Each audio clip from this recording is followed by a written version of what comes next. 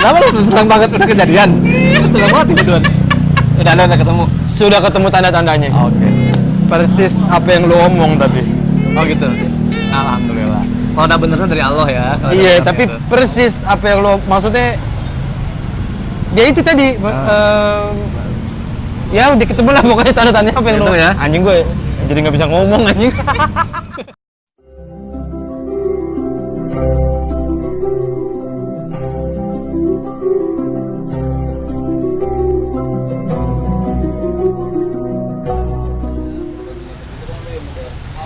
Assalamualaikum warahmatullahi wabarakatuh. Waalaikumsalam warahmatullahi wabarakatuh. Sampurasun, Mugia Rahayu, Sagung Dumadi. Salam damai seluruh alam. Ya, alhamdulillah teman-teman. Sekarang saya lagi ada di daerah mana ini ya? Nggak usah sebutin daerahnya ya. Karena kalau gua sebutin daerahnya, nanti pada ngegeruduk pengen ketemu. Oh, no. Sok terkenal banget nih. Nah ini di samping saya ada ada Yuda Brajamusti. Mesti ngapain? Mesti ngapain dong? Tapi ini tidak ada hubungannya dengan yang Brajamusti yang sana ya. Gatot Brajamusti tidak ada hubungannya. Sebenarnya ada. Hah? Serius nih? Serius. Wow, apa hubungannya? Hubungannya adalah saya terinspirasi. Jadi kalau nanti kamu akan menikahi Reja atau Mevia, terus membangun sebuah padepokan, ngasih heroin gitu ya? Jangan dong itunya. Oh, iya. Sampai padepokan aja nggak apa-apa. Oh, padepokan aja. Makanya Oke. kan rumah gue itu sampai sekarang disebut sama anak-anak tuh Paguyuban Brajamusti. Itu kan padepokan Gatot Brajamusti. Ini Paguyuban Ayuda Brajamusti. Yuda ini teman-teman seorang stand up komedian. Nah, jadi kalau teman-teman butuh hiburan, jenuh butuh ketawa, nih ya. Silakan ada nomor ini. Lagi sepi job nih sekarang. Jadi tadi kita udah collab ya bikin video. Jadi di kontennya Yuda dia mengulik soal diri saya teman-teman yang dulu sebelum membuat YouTube seperti sekarang. Gitu. Nah sekarang giliran nih. Karena di Geseran. Lu mencong banget itu kayaknya. Oh iya. Oh. Nah, Wis, perhatian sekali ya. Perhatian gue. Biasa. Sama-sama yang belum nikah emang gitu. Perhatian biasanya. nggak usah dibacain dong itunya. Nah, di konten gua tuh, bro, ada namanya Tabir Mimpi. Tabir Mimpi. Nah, Tabir Mimpi ini adalah konten yang udah lama gua belum up lagi karena kayaknya formatnya lebih bagus ketemu langsung orangnya. Jadi gua bisa lihat kondisi kejiwaan mentalnya ketika bercerita mimpi. Karena si arti mimpi ini berpengaruh kepada kondisi kejiwaan si orang yang bermimpi. Oh iya. Sangat, bro. Oh. Selama ini gua bacain email yang masuk, bacain tanpa gue tahu kondisi mentalnya. Pengalaman yang kemarin bener. Ketemu sama orang yang cerita mimpi langsung yang nggak stabil kondisi mentalnya. Lebih berasa gitu ya? Lebih berasa kan, otomatis ketika dia cerita mimpi, gue jawaban aslinya tuh ini sebenarnya. Tapi gue harus perlu samarkan, perlu gue olah kata-kata dengan lebih baik. Supaya dia nggak makin rusak mentalnya. Tapi gue baru tahu karena gue pikir selama ini mimpi itu ya ini aja, apa namanya? Bunga tidur aja. Nah, ini kebanyakan juga yang belum tahu gitu ada apa sih mimpi mah bunga tidur. Yang gue pelajarin, bro, jadi mimpi itu ada bunga tidur, ada lucid dream, ada precognitive dream. Tahu kan? Precognitive gue belum dengar. Kalau lucid dream kan apa yang lo tahu? Lucid dream itu Allahu Akbar, apa ya namanya ya? Lucid dream itu mimpi apa tuh? Mimpi yang Wih, terima kasih. Oke. Mimpi yang enaknya apa ya? kalau nongkrong di luar bikin konten tuh ada aplusan. Bismillah. Apa sih lucid dream itu apa? Mimpi sadar. Mimpi sadar, mimpi yang bisa kita gerakin gitu, mimpi yang bisa kita kontrol ininya alur ceritanya. Yes. Ah itu gue tahu. Jadi mimpi yang pertama tuh mimpi lucid dream adalah beberapa level. Jadi yang pertama tuh adalah karena gue pernah nyoba tuh. Sampai tahap apa? Cuma tipis doang. Nggak bisa ngerubah wujud nggak? Nggak, belum. Cuma bisa gue mau kesini nih gitu doang. Misalnya di persimpangan, gue milih gitu. Gue mau kesini gitu. Sampai situ doang. Tuh. Oh. Keren tuh. Level satunya? Sadar lagi mimpi. Oh. Gitu doang. Oh itu udah. Pasti banyak orang yang gitu kan. Ini gue lagi mimpi ya. Lagi tahu gue mimpi. Nah, oh itu level 1 lucid dream. Oh. Yeah. Kalau level 3 lo bisa ngerubah sosoknya nih. Wah gokil. Gitu. Yang gue alamin gitu. Oh gue belum sampai situ. Kenapa gue sampai bisa memutuskan atau menyimpulkan bahwa ada bunga tidur, lucid dream, precognitive dream? Karena dari pengalaman gue pribadi, bro. Gue udah ngalamin tiga-tiganya. Nah, precognitive itu apa berarti? Precognitive adalah sebuah mimpi yang ada pesan yang lo harus jalanin di masa depan. Pesan? Iya, yang harus dijalanin. di masa depan. Ini kan sama lo mimpi 3 hari kemudian lo masih inget nih detail mimpinya. 3 hari minimal ya. Masih inget detail, alur, warna atau apapun lah itu mimpi. Dan lo bisa bercerita ke orang mimpi itu detail seperti lo mengalaminya lagi. Itu ada artinya. Dan itu pesan buat lo ke masa depan tuh lo harus ini loh, harus ini. Kalau lo ada mimpi kayak gitu dan udah lewat setahun 2 tahun, tapi lo masih inget, berarti itu belum tuntas misi lo, tugas lo belum beres. Gitu. Itu pesan yang disampaikan dari alam gitu, Mas. Ya itu bisa dari alam, bisa dari Tuhan, ataupun dari leluhur, ataupun dari makhluk dimensi lain. Oh. Gitu. Karena kalau bicara mimpi itu kita kondisi saat tidur kan. Nah, kondisi kita tidur itu frekuensi otak pada 0,5 sampai 4 Hz. Tidur, koma, terus nggak sadar lah ya, gitu. Itu 0,5 sampai 4 Hz. Nah, sedangkan frekuensi metafisik atau makhluk astral itu di 4 sampai 8 Hz. Gitu. Jadi ketika lo tidur di situ ya. Itu semua dunia dimensi tuh ada dunia mimpi, dimensi mimpi tuh ada. Ada makhluk astral bisa masuk, dunia ada penjelajah mimpi juga bisa masuk ke situ. Oh, pantesan kalau misalnya gue pernah dengar istilah kayak misalnya mimpi buruk, terus habis itu ada kemungkinan itu jin yang ikut campur di mimpi lu, gitu, masuk ke mimpi lu. Bisa. Karena ada penjelasannya di situ tuh tadi ya. Maksudnya kok bisa jin masuk ke mimpi kita gitu kan, kita bingung juga gitu. Ternyata ada penjelasan. Malah bukan cuma jin, bro. Manusia pun bisa masuk mimpi manusia lain. Asal dia tadi tuh lucid dream-nya dia udah kuasain. Gokil, ini nih SpongeBob. Ada ya? Iya, SpongeBob ada tuh lompat. Oh iya. Lompat ke mimpinya Tuan Krabs. Ya, ke Squidward ngancurin. Oh. Dan itu ada namanya penjelajah mimpi. Dan ada yang begitu orang? Ada yang gitu. Gokil. Itu kemampuan otak latihannya sangat-sangat luar biasa gitu kan. Nah, ketika bicara mimpi seperti itu. Jadi kalau misalnya gua bawanya ke ilmiahnya kan. Kalau kata Sigmund Freud kan, yang bapaknya psikologi, mimpi itu adalah sebuah luapan emosi, kenangan yang belum tersampaikan ketika dia tersadar kan. Nah, kalau itu bener bunga tidur. Cirinya apa bunga tidur? Ya lu mimpi, inget nih cuma sehari gitu. Bahkan mungkin sejam, 2 jam lupa. 5 menit lupa. Nah, itu bunga tidur. Mau mimpi buruk mau mimpi bagus tapi gampang lupa bunga tidur. Makanya syaratnya gue patokin 3 hari minimal. Nah, lu ada nggak mimpi yang udah minimal 3 hari atau bahkan mungkin ada yang tahunan, ada nggak? Gua ada mimpi, Pak. Itu Januari 2018. Wih, sampai masih ingat 2 tahun lebih. bulannya lo. Iya. Apa tuh? Ya karena itu ngebekas mimpinya gitu sama gua. Kalau misalnya lu ngomongin mimpi yang gua inget detailnya ya, iya kan? Nah, itu gua ada mimpi yang sampai sekarang gua masih inget mimpinya apa, detailnya kayak gimana. Itu gua di Januari 2018. Itu yang mimpi itu yang jadi trigger gua akhirnya di tahun 2019 buat bikin stand up show pertama gue waktu itu. Gerendang ya? Ngegerendang. Nah, ngegerendang. Betul. Nah, itu yang jadi trigger tuh mimpi gue itu, karena jadi gini ceritanya waktu itu. Gue itu sebulan ngerasa gue nggak bisa tidur, Pak. Gue nggak bisa tidur sama sekali selama sebulan. Sekalinya bisa tidur tuh tidur sebentar gitu. Tidur pokoknya sebentar lah gitu. Ya, tidur ayam lah ya. Tidur ayam gitu ya. Nah, itu selama sebulan gue ngerasa gelisah, gue nggak bisa tidur. Tuh gue bingung gitu, maksudnya kenapa nih gitu kan? Kok ini banget, maksudnya aneh nih. Gue nggak pernah ngalamin kegelisahan yang separah ini gitu, karena ngeganggu. Jadinya kan ngeganggu metabolisme, ngeganggu pola hidup gue. Jadinya gue kemana-mana jadi uring-uringan, gampang marah sama orang ngomong dikit aja. Emosi bawahnya pokoknya pengen nampol ya, karena ya pola tidur keganggu kan. Sampai akhirnya gue sholat, gue doa, gue bertanya gitu, maksudnya gue memohon, ini ada apa sebenarnya? Gue bilang ini ada apa? Tolong kasih petunjuk paling enggak, kasih petunjuk, kasih tahu.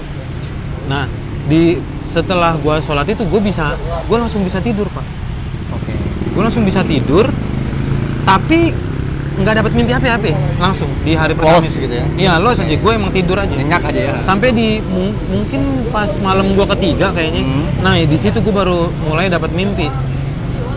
Mimpi gue adalah gue disuruh nikah. Oke. Segitu doang. Lo terus sampai cerita ya? Ya, segitu doang. Mimpi gue adalah gue disuruh nikah waktu itu. Gua bangun terus ya Allah kok kenapa ya? Cuma disuruh nikah nih kata gue. Iya nih, apa ini petunjuk apa bukan nih, apa emang cuma ngawang-ngawang aja, gue juga nggak paham nih. Kalau emang petunjuk tolong perjelas.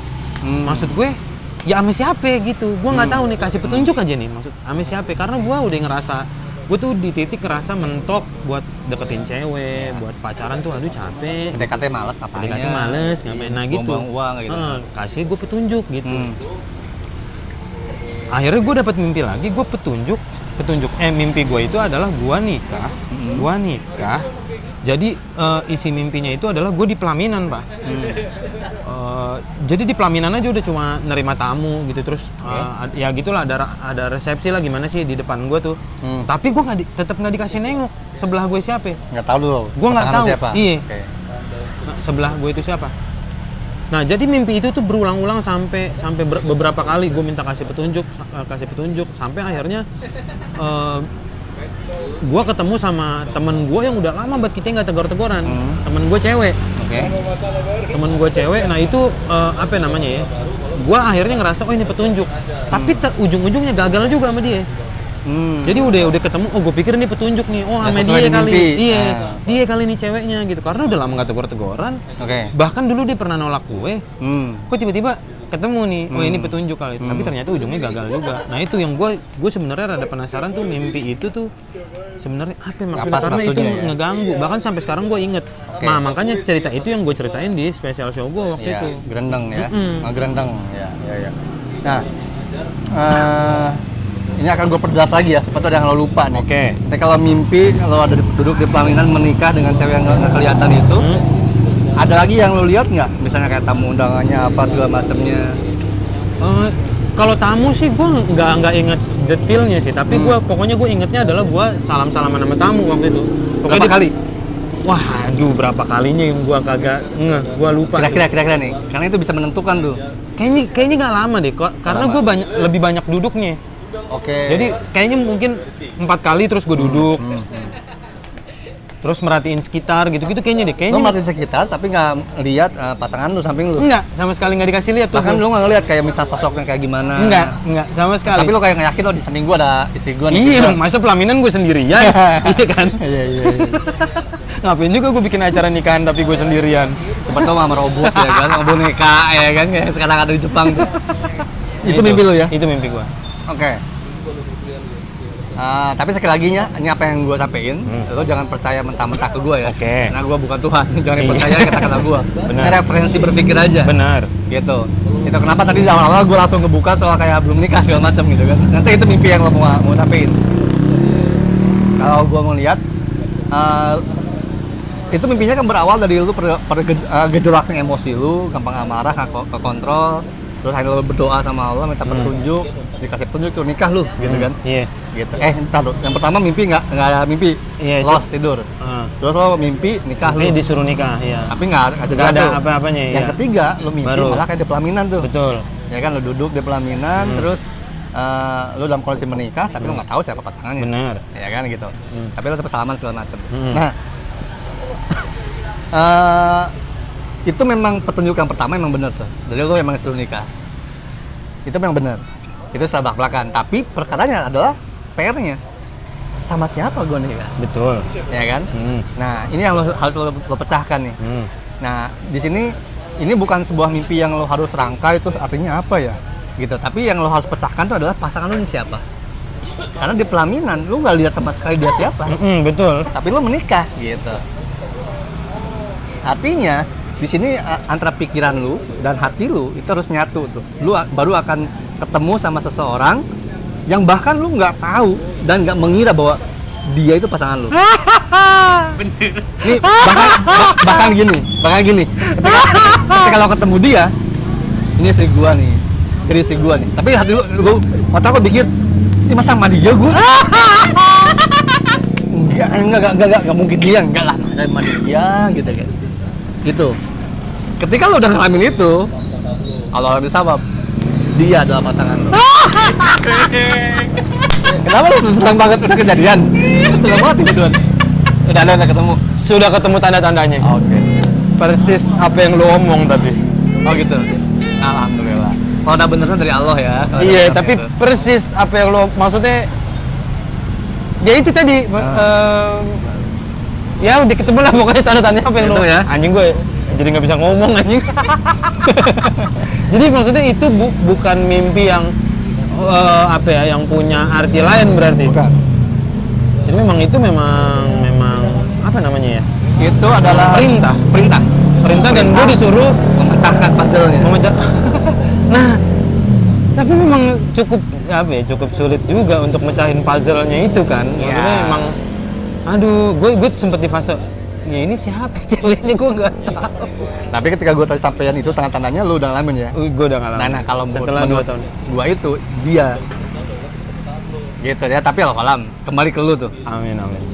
Tapi itu karena ketika lo itu karena kodenya sangat simbol sangat jelas, lo nikah sama dia tapi lo nggak tahu dia siapa, bahkan lo ngeliat aja nggak tahu gitu kayak gimana.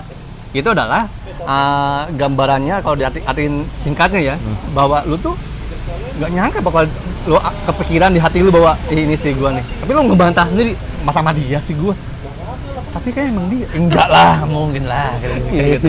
Terus gimana caranya kayak gitu? Yang pasti kalau memang dia bener the one, the real one for you, asik, akan dimudahkan, akan dipercepat dan akan selalu dihadapkan, dibersamakan sama lu. Amin. Apapun kendala yang mau jauhkan mau apa, dia akan terus merapat ke lu. Amin. Jadi tinggal nunggu undangannya aja. Semua keputusan ada di lu, bro. Ini ketika gue ngomong gini ke lu, bro, sama ngomong ke gue di gue pribadi. Iya, bener. Karena itu dia. Karena itu kayak pantulan nih, karena gue yang kemarin ngalamin, that's right. Dan gue jangan sampai kayak gue bandel gitu. Hati lo, pikiran lo udah nemu, dia nih bukan. Wah lama akhirnya gitu kan. Tapi memang ada, tiap orang kan ada punya waktu dan takdir sendiri untuk menikah. Jadi itu ya emang ya. Yes. Udah ketemu ya? Dadah ya? Lanjutkan bro, niat lillahi ta'ala, ibadah lo pengen menyelesaikan tugas sebagai laki-laki, kan menyempurnakan iman laki-laki adalah dengan menikah kan? Betul. Gitu, dan meneruskan keturunan. Karena bagi gua tidak ada yang namanya menikah telat. Ya. Semuanya ada waktu dari Allah. Sepakat. Betul, karena yang dari standar BKKBN itu standar manusia. Bener. Manusia juga yang bikin, lu nikah 25 tahun, lu kalau enggak lu lapuk, lu bujang tua, lu nggak ada, itu manusia tuh bro. Kalau Allah menghendaki lo nikah 40 tahun udah waktu lu itu. Betul. Nah sekarang belum nyampe kan? Belum. Lo mau gue nggak beda jauh kayaknya ya? Jauh lo di Cinere. Umur bro? Tapi gue senang tuh. Nah ini enaknya bro, makanya gue ketika ngomong ke subscriber tuh akan mencari format baru untuk tabir mimpi. Lebih senang kayak gini kan? Jadi feedbacknya tuh berasa banget. Betul. Langsung gitu. Dan gue ngelihat kayak stabilitas emosi dia udah tenang kok, terus kayak kejiwaan dia stabil gitu. Nah itu jadi gue bisa langsung belak-belakan ngasih tahu deng gitu. Mungkin kalau gue lihat lu kayak ada gerakan-gerakan yang nggak stabil, gue akan masih rahasiakan sedikit. Gue akan ngasih tapi secara sarkas lah gitu ya. Iya. Mungkin kayak gitu.